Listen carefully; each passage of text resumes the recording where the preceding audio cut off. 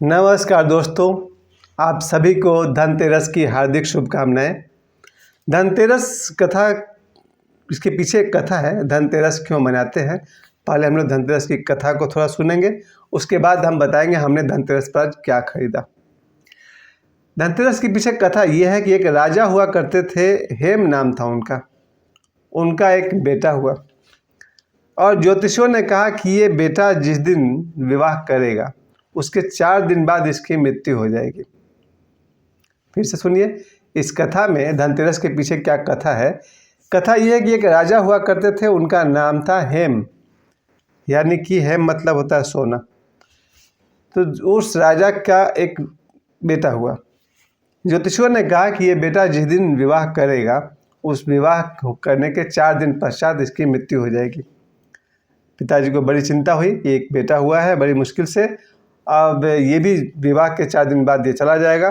तो उन्होंने ऐसी व्यवस्था की कि वो उस लड़के को कोई लड़की दिखाई न पड़े, यानी कि उसे अलग जगह पर, जैसे भगवान बुद्ध को रखा गया था दुख से दूर, ताकि इनको दुख का छाया भी नहीं पड़े। क्योंकि अगर भगवान बुद्ध को दुख दिखाई पड़ गया तो उनके अंदर विवेक का जागरण हो जाएगा, वो बुद्ध बन जाएंगे।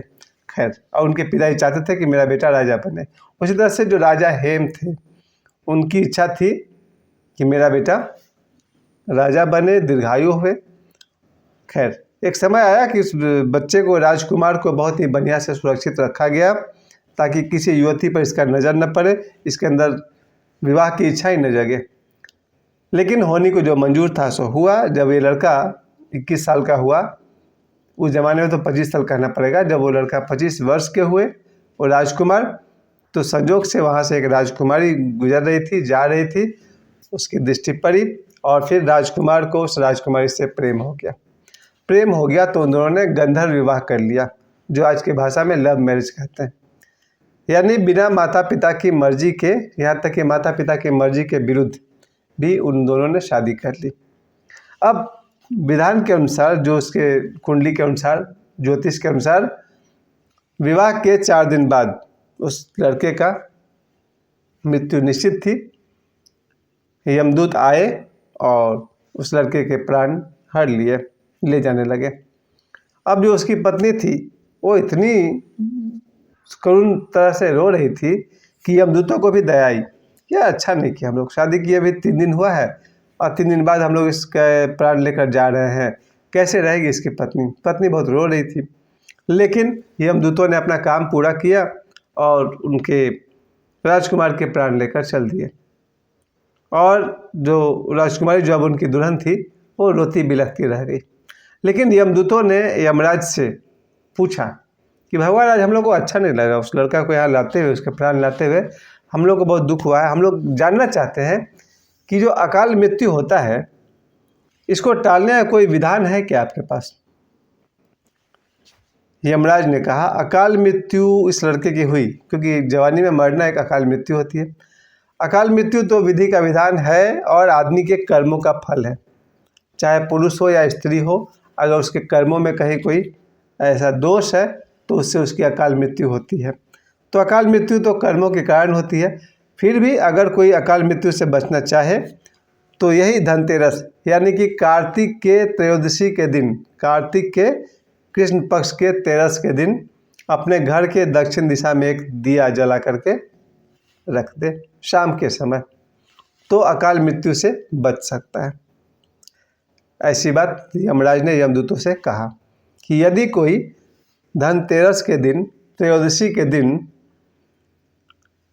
दिया जला करके, दीपक जला करके घर के दक्षिण दिशा की तरफ रख दे, तो उस घर के जो सदस्य हैं वो अकाल मृत्यु से बच सकते हैं।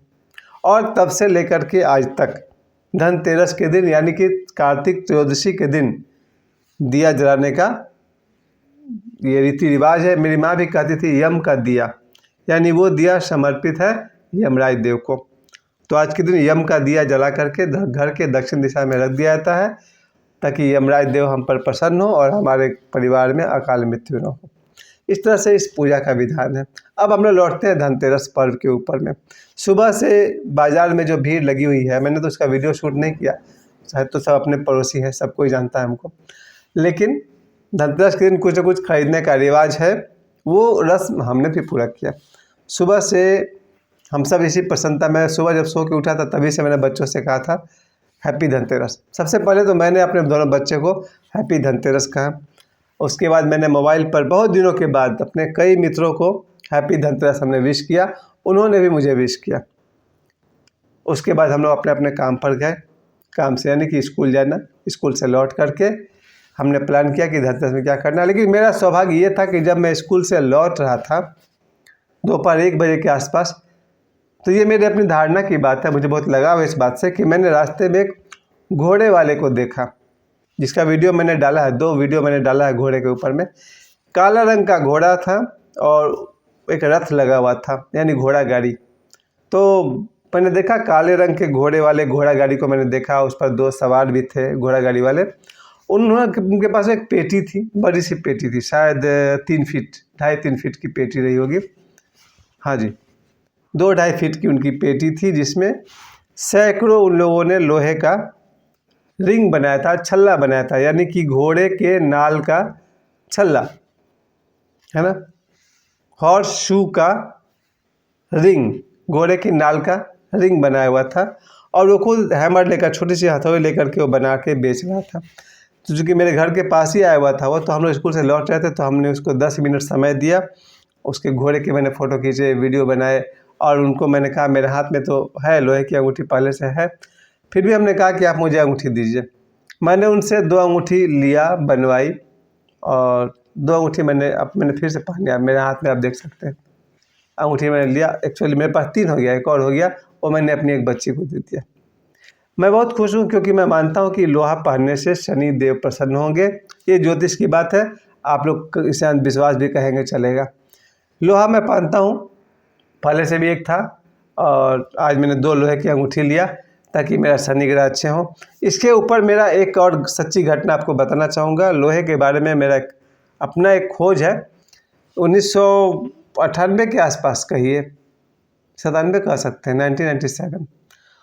उस समय एक घर में मैं रहता था मुंबई में, मालाड एरिया में। यह अंधविश्वास जैसे आपकी बात लगेगी। रात को 1 बजे के आसपास सब लोग हम घर पहुंचते थे, खाना पीना खाते थे। एक लड़का कुछ और लेट से आया, रात को 1 बजे घर में वो आया, और वो उसकी आदत थी दंत मंजन करने की। रात को थोड़ा सा अलग टाइप का दंत मंजन होता है, उससे वो दंत मंजन करता था दिन में 5 बार।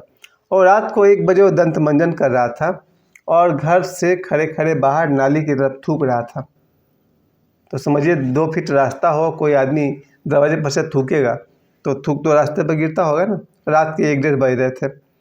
मैंने उस लड़का को बहुत बार मना किया कि मत थूको। वो सोचा कि रात को कौन आता जाता है, क्यों नहीं थूके। लेकिन मैंने बचपन में कहीं सुन रखा था कि रात को आत्माएं घूमती है, भूत प्रेत घूमते हैं, उन पर कोई थूक देगा तो वो तो बदला लेगा, और वही हुआ होगा। क्योंकि 10 मिनट के बाद वो लड़का हॉन्टेड हो गया। हॉन्टेड मतलब बोलते हैं प्रेतग्रस्त, उसे पकड़ लिया किसी आत्मा ने। मेरी कहानी पूरी सच्ची नहीं हो सकती है, इसका मैं कोई दावा नहीं कर सकता।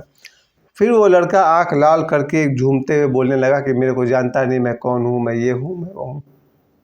रूम में हम लोग 8-10 लड़के थे, सब एक कोना में खिसक लिए। अब ये कौन आ गया भाई।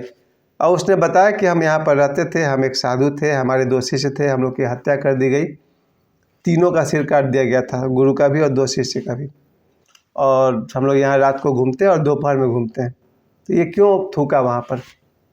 तो मैं ओशो का शिष्य था, मैं ओशो का माला पहने हुए था, तो मैं उनसे डील किया, बात किया। तो मुझे महात्मा जी कहते थे। जो आत्मा थी वो हमको बोलते थे कि महात्मा ये क्या पहने हो, माला पहने हो। खैर, जब हम लोग उस आत्मा को पानी पिला रहे थे या स्नान करा रहे थे, मैंने हाथ बढ़ाया तो उसने कहा कि हमको छुओ मत, इसको हटाओ तब छू सकते हो।